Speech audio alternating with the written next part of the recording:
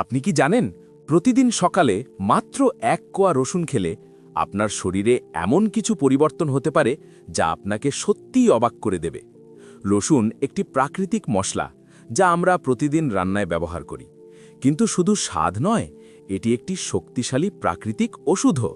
চলুন এবার জেনে নেওয়া যাক রসুনের অসাধারণ উপকারিতা। নাম্বার 1, রসুন রোগ প্রতিরোধ ক্ষমতা বাড়ায়। এতে থাকা অ্যালিসিন শরীরকে রোগের বিরুদ্ধে লড়তে সাহায্য করে। নাম্বার 2, এটি হার্ট ভালো রাখে।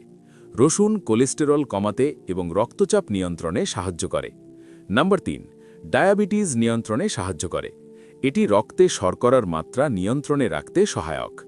নাম্বার 4, সর্দি কাশি কমায়। রসুন প্রাকৃতিক অ্যান্টিবায়োটিক হিসাবে কাজ করে।